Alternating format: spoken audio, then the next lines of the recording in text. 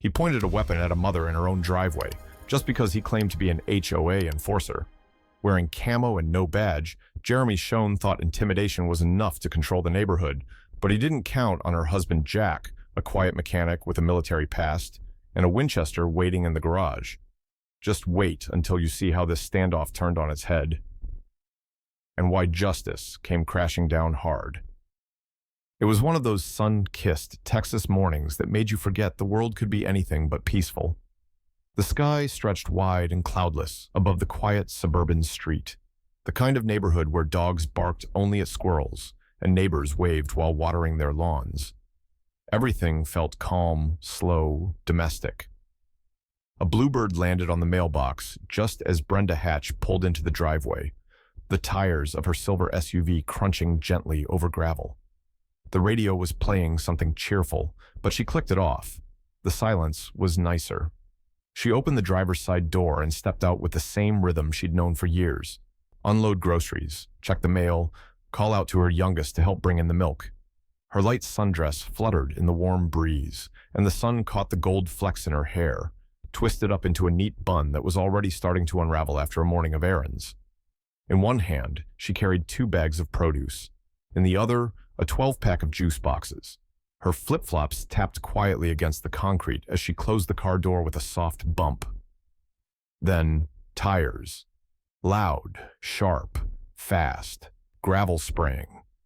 A black pickup truck tore around the corner like it belonged in a different movie entirely. No license plate, no decals, no reason to be here. It slid to a halt so suddenly that dust rose up around it like a curtain, and Brenda instinctively turned to shield her eyes. She blinked once, then twice.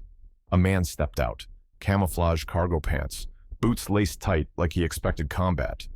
A black tactical vest with HOA enforcement slapped across the front in cheap white vinyl, and on the side of his thick neck, just under his buzzed jawline, a detailed eagle tattoo, wings spread like it was ready to strike. He moved like he'd done this before, not in a professional way, in a rehearsed, obsessive way, like a guy who'd been practicing for a moment no one else knew was coming. Brenda felt the breeze stop.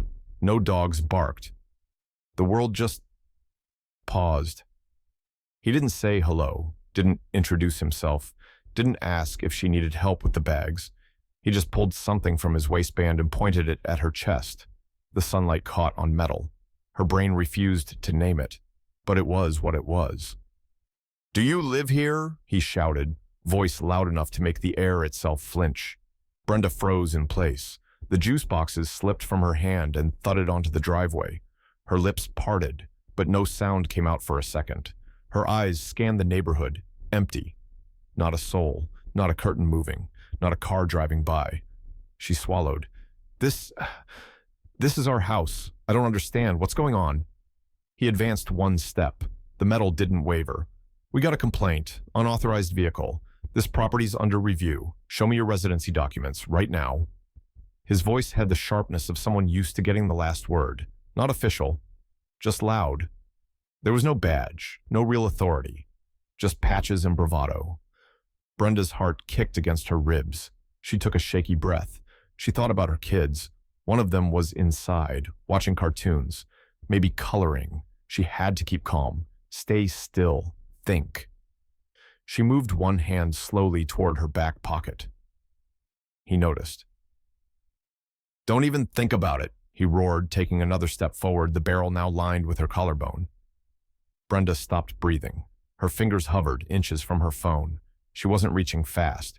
She wasn't reaching hard, but it didn't matter. His whole body was wound like a spring, his pupils wide, his chest rising in short bursts, not afraid, hyped, excited, like this was his show, and she was part of the script he'd been dying to run. And then a shadow moved.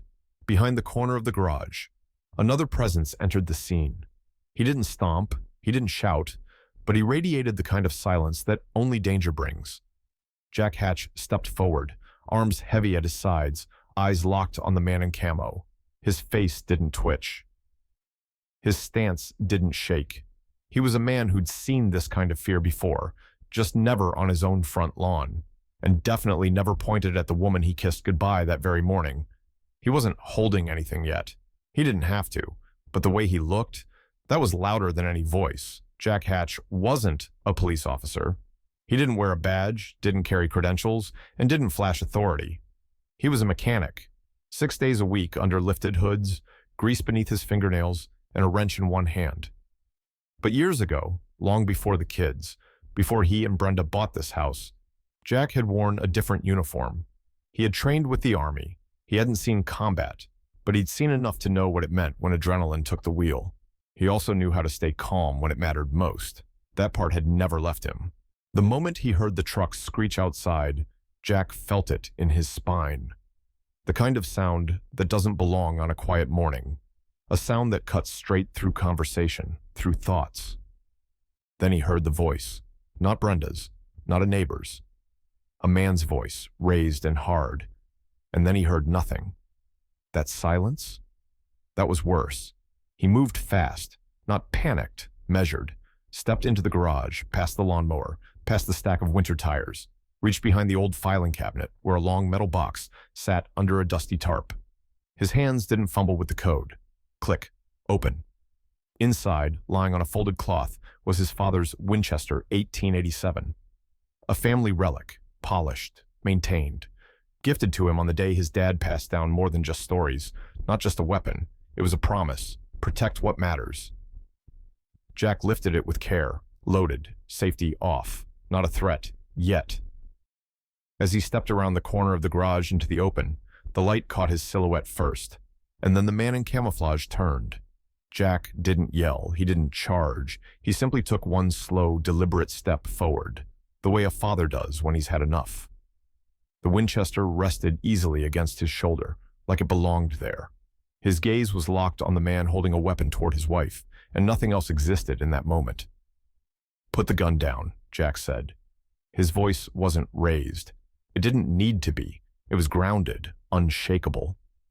The fake officer jerked slightly, like he hadn't expected company, like the script in his head had just been interrupted by a character he hadn't planned for. His eyes widened at the sight of the rifle, and for a second, his stance faltered. He took a half a step back, one foot skidding slightly over the gravel, but then he puffed up again, raising his chin like armor. "I'm with the HOA," he barked. "This is official business. You're interfering with an investigation." Jack didn't blink, didn't twitch. "No, you're a man with a gun pointed at my wife, on my land. And if you don't lower that weapon in the next 2 seconds, you're going to find out exactly how official this gets." His voice didn't shake. There was no performance in it, no threat for effect. He meant every word. The man's breathing changed. You could hear it, faster now. He glanced at Brenda, then back at Jack. His grip on the weapon shifted, less certain now. The fake badge on his vest looked smaller under Jack's stare. This wasn't the show of control he thought he was putting on. This wasn't dominance. This was a standoff, and he was no longer the one setting the rules. Jack didn't move. He didn't have to. Every inch of him said he was ready, not eager, not reckless, but absolutely ready. Ready to defend. Ready to act. He knew how quickly moments like this could break. He'd been trained to calculate the seconds, the angles, the space between one heartbeat and the next. But this wasn't training anymore. This was his wife, standing frozen on the concrete, her back half turned, afraid to breathe too loudly. "You've got 2 choices," Jack continued, still calm. "Drop the act, put the gun down and leave, or escalate. But I promise, you won't like what happens if you pick the second one." The man hesitated. He opened his mouth, then closed it again. The fake confidence he had walked in with was crumbling fast under the weight of reality. No one was recording yet. No crowd was gathering. No backup was coming. It was just him, a rifle pointed his way, and a husband who didn't flinch. The street was still silent. Even the birds had gone quiet. And in that moment, everything teetered. Jack didn't blink, didn't breathe, didn't lower the Winchester even an inch. His stance never changed, but everything about him said, "Try me." The silence stretched long and taut, like a wire pulled to its limit.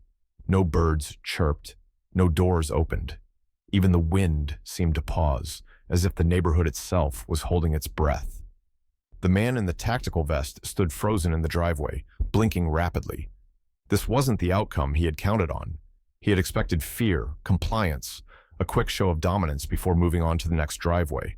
What he didn't expect was resistance, and certainly not a man like Jack Hatch stepping into the picture without hesitation, without fear, and with a rifle steady in his hands. The stranger's chest rose and fell fast now, his body language betraying the crack in his performance. He had built himself up as a figure of control, someone who could intimidate with posture and tone. But now, face to face with someone who didn't budge, that illusion was breaking apart. He glanced at Brenda, still wide-eyed, still trembling. She had taken 2 small steps back, slowly putting the trash bin between herself and the man as a makeshift barrier. Her hands were clenched tightly by her sides, and her breath came in short, quiet bursts. She didn't run. She didn't scream. But her fear was written all over her face. The imposter's hand, the one holding the weapon, began to lower, inch by inch, like gravity had finally caught up with his act. His bravado shrank with every heartbeat. "This is just a misunderstanding," he muttered, voice suddenly thinner. "I didn't mean... We received a complaint, that's all?"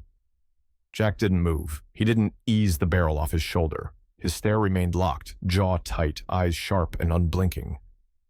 "You don't even have ID," he growled, the words low and firm. "No badge, no authority, just a vest and an attitude. That's not enough out here." The man licked his lips, his posture shrinking further. "There's no need to make a big deal out of this. Let's just forget it happened, all right?" Jack took a slow, deliberate step forward. Not rushed, not aggressive, but final, the kind of step that ended debates.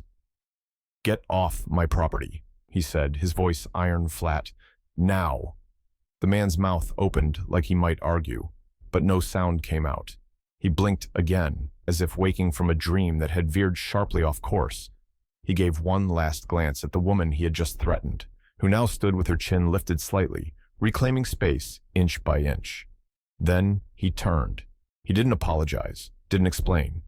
He just spun on his heel, walked fast, almost stumbled, and scrambled into the driver's seat of the black pickup truck. The engine roared to life in a cloud of dust and burned rubber. The tires tore across the edge of the lawn, narrowly missing the mailbox, which rocked slightly from the force of the wind left behind. And then he was gone. The driveway went quiet again, except for the faint rattle of the mailbox flag and the soft crunch of a juice box under Brenda's sandal. Jack stood still for a moment longer, rifle still in hand, eyes locked on the corner where the truck had vanished. He waited, listened. Then slowly he lowered the Winchester. Not because the danger was over, but because he had made it clear this house wasn't a place for cowards in costume. Jack didn't hesitate. The moment the black truck disappeared around the corner, he pulled out his phone with steady hands and dialed the local sheriff's office. No dramatic pacing, no shouting, just precision. He gave the dispatcher a calm, detailed report. The description of the man, the vehicle, the confrontation, and the fact that his wife had just been threatened at gunpoint in broad daylight, right in front of their home. There was no need to exaggerate. The facts spoke loudly enough. Exactly 6 minutes later, the flashing lights of a cruiser rolled into the neighborhood. The stillness of the street gave way to the soft crunch of gravel under tires as 2 uniformed deputies stepped out, one of them adjusting his radio, the other already reaching for a notepad. Officer Crane introduced himself with a firm handshake and a glance toward Brenda, who was sitting on the porch steps, hands folded tight in her lap. Her voice had returned, but it was quiet. Jack stood beside her like a wall, calm but alert. "I've got footage," Jack said without waiting for pleasantries. He led the officers to the front door where a monitor linked to their porch camera system sat on a side table just inside. With a few taps, he queued up the video, clear, high definition, time-stamped.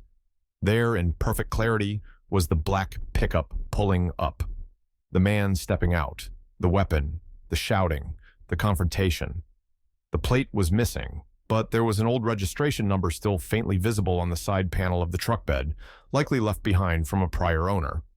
Crane leaned in, narrowing his eyes as he watched the footage. He didn't blink. "That's the guy," he said under his breath, then looked over his shoulder. We've had calls about someone like this before. Claims to be with HOA enforcement. No real paperwork, no authority, just a vest and a loud voice. But has he ever pointed a weapon at someone? Jack asked. Crane straightened, his brow creasing. Not until now. This changes things. That's not just impersonation anymore. That's aggravated threat. That's criminal. Brenda finally stood, her voice low but steady. Will you find him? Crane nodded slowly. We have to. This is a serious offense. Threatening someone with a firearm, especially in a residential area, crosses a line. There's no more benefit of the doubt. He exchanged a glance with his partner, who was already calling it in. Details were being shared, descriptions broadcasted, and an alert sent to nearby units. The officers promised follow-up, gave them a case number, and offered contact for a local victim's advocate. Then they left, lights dim, professionalism intact. But for Jack, something still burned beneath the surface. He trusted law enforcement. He respected the process. But something about this situation didn't sit right. The man hadn't just been bold. He had been prepared, calculated, like someone who had done this before, maybe many times, like someone who assumed no one would ever push back. And what if Jack hadn't been home? What if Brenda had reached for her phone too fast? Jack stood on the porch long after the officers left, watching the horizon like the truck might return at any moment. His fists weren't clenched, but they were ready. The front lawn looked the same as it always had, the house unchanged. But everything felt different now. It wasn't about fear. It wasn't about anger. It was about resolve. He wasn't just waiting anymore. He was thinking, planning. Because while the police began their search, Jack had already started his own. Jack didn't sleep that night, not out of fear, but out of focus. While the house went quiet and Brenda finally drifted into a light, uneasy rest upstairs, Jack sat alone at the kitchen table, the glow of his laptop casting sharp lines across his face. A mug of untouched coffee sat cooling beside him. He wasn't scrolling aimlessly. He had a mission. He started with forums, small local threads and online communities where frustrated homeowners shared stories about HOA abuse, overreach, and intimidation. It was a digital undercurrent of anger, but among the rants and venting, Jack found patterns. Posts about a man matching the same build, same aggressive tone, same faux authority, multiple neighborhoods, same pickup. No one had a full name, but there were breadcrumbs, and Jack followed every one.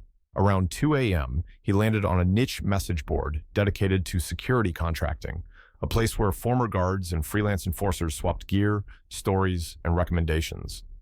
One thread caught his attention, a photo from a private event titled Neighborhood Protection and Accountability Summit, taken just 3 months earlier. It was grainy but clear enough.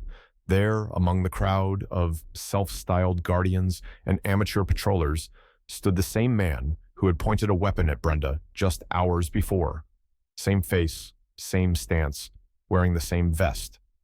The caption below the image read, Jeremy Schoen, presenting on community-level perimeter, authority, and rapid response. Jack leaned in. The name hit like a switch being thrown. It was him, no doubt. Jack dug deeper. He found public records. Jeremy Schoen, former mall security guard, fired 2 years ago for an incident involving excessive force during a parking dispute, had faced charges once for trespassing and impersonating a peace officer, but the case had been dropped due to insufficient evidence. Since then, Schoen had drifted into the gray area of self-declared authority, showing up at HOA meetings, posting flyers about neighborhood watch programs no one had approved, and intimidating residents under the pretense of order. By sunrise, Jack not only had a name, he had an address. A rented unit listed under a development where Schoen had attended multiple board meetings. A location often used by rotating HOA representatives. That's where Jack would start. He didn't grab a rifle. He didn't even touch the safe. This wasn't about retaliation. This was about exposure. Truth. He walked upstairs and found Brenda already dressed, standing by the window. She hadn't really slept either. She turned to him, her face pale but steady. He didn't have to explain. She nodded once. We do this together, she said softly. Jack reached for his keys. Let's go. They drove in silence. Not heavy silence, but sharp. Focused. The sun was just starting to rise behind them, painting the edges of the sky in amber as they pulled into the parking lot of the local HOA administrative building. The flag out front hadn't even been raised yet. The lot was mostly empty, but Jack recognized the truck, parked crooked in a reserved space near the back, black paint dulled by dirt, faint stenciling still visible on the side panel. Jack turned off the ignition. He didn't speak. He just looked at Brenda, and she nodded again. This wasn't about confrontation anymore.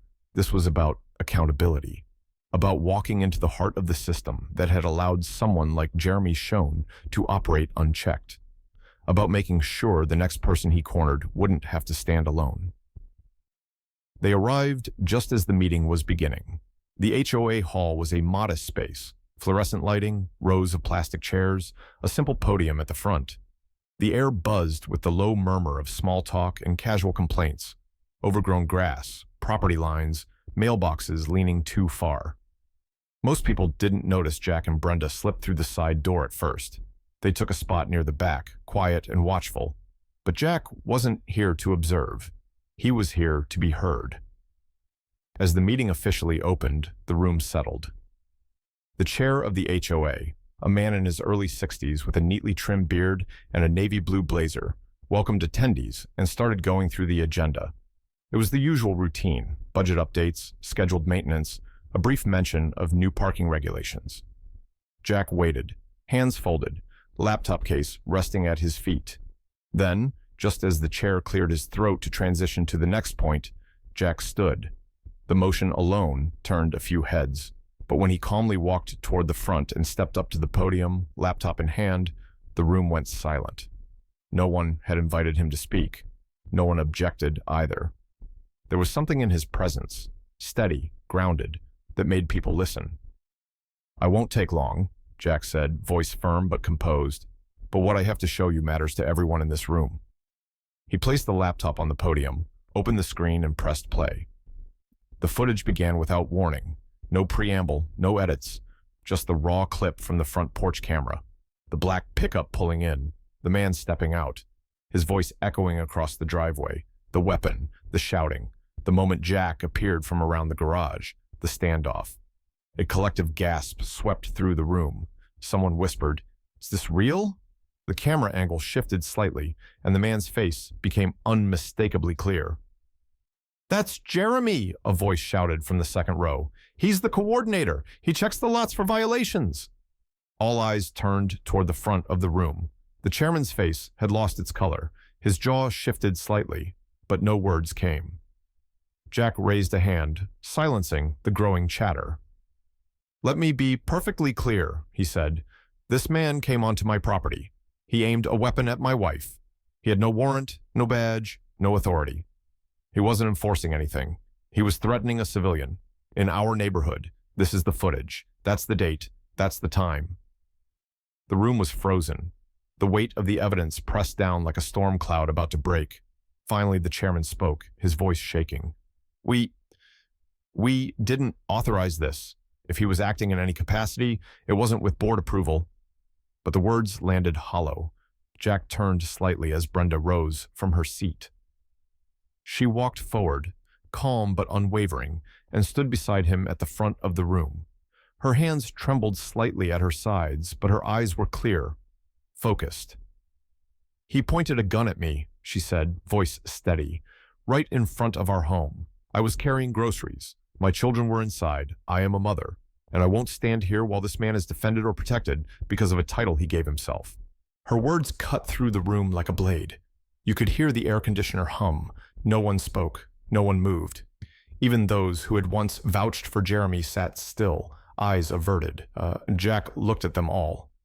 This isn't about rules anymore. It's about accountability, about who you're trusting to walk through our neighborhoods and represent this community. And if this is who you're endorsing, then every single person here has something to answer for. No one argued. No one defended. The room, once filled with routine and paperwork, now held something far heavier: truth, and no one could look away from it. The next day, Jeremy Schoen was taken into custody. No resistance, no speeches, just handcuffs and silence. The video Jack had shown went viral overnight, spreading through local channels and community pages like wildfire. News anchors replayed the clip on repeat. Jeremy, vest on, weapon drawn, shouting at a mother in her own driveway. His face became a symbol of something deeper, unchecked authority hiding behind fake titles. Neighbors didn't stay quiet. By evening, residents gathered outside the HOA building with signs reading, "Not in our neighborhood," and "We deserve safety, not fear." It wasn't a protest, it was a reckoning. People had had enough of intimidation being dressed up as policy. Jack watched from his porch, arms folded, not looking for applause. He hadn't posted the video, he hadn't called the press. All he wanted was safety. For Brenda, for the kids, for anyone who just wanted to come home without fear. Brenda received a letter that afternoon. The HOA chairman's signature was at the bottom. It was short but sincere, an apology for what she'd endured, an admission that Jeremy had never been authorized, and a promise that the policies were already being rewritten. Jeremy now faced 3 criminal charges, the most serious being the threat of harm with a firearm. No more camouflage, no more vests, no more hiding. Just accountability. At last. 2 months had passed. The neighborhood had settled again, like dust finally returning to the ground after a storm. Jack was back in his garage, sleeves rolled up, a smudge of oil on his wrist, and a classic V8 engine open in front of him. The familiar hum of a socket wrench echoed softly off the concrete walls. There was something deeply steadying in the routine. Machines didn't lie, didn't shout, didn't pretend to be something they weren't. You either fixed them or you didn't. And Jack? He always fixed things. The garage door was half open, letting in the late afternoon sun. Somewhere nearby, a lawnmower buzzed lazily. Kids rode bikes past the driveway laughing. It was the kind of scene you don't notice until you've had to fight to protect it. A shadow passed across the garage floor, followed by a gentle knock on the wooden frame. It was Mrs. Langley from across the street. She held a warm pie in a glass dish, covered with a towel, her smile kind but quiet. "I just wanted to say thank you," she said, "for what you did." Jack wiped his hands on a rag and took the pie with a nod. "Appreciate that." People had started to greet him more often now, a wave from a porch, a nod during morning walks. The silence that used to live between houses had been replaced with something simpler, respect. Not out of fear, but because someone had stepped up when it counted. That evening, Jack and Brenda sat on the back porch. The sun was going down, painting the sky in soft gold and fading orange. The sounds of dinner dishes and bedtime routines trickled in from nearby homes. Brenda leaned her head on Jack's shoulder, her fingers gently laced through his. "You did what you had to," she said, voice quiet but full of certainty. Jack didn't answer right away. He watched the last bit of light sink behind the neighbor's rooftop. Then he gave a small smile and squeezed her hand. "I just protected what's mine," he said.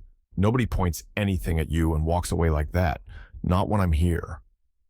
Inside the garage, in the far corner behind the workbench, the old metal gun safe still stood, locked, untouched since that day. He hadn't opened it since, not out of fear or denial, but because it had served its purpose. It wasn't there as a weapon anymore. It was a reminder that strength doesn't come from being louder or faster. It comes from knowing when to stand still and when to step forward, from choosing not to escalate, even when everything in your chest burns to react, from understanding that the law isn't always immediate, but decency has to be. That safe, quiet, and gray in the corner didn't represent power. It represented readiness, not to fight, but to defend, to protect, to hold the line when no one else is around to draw it. And in a world where some men wore badges they didn't earn, that readiness had made all the difference.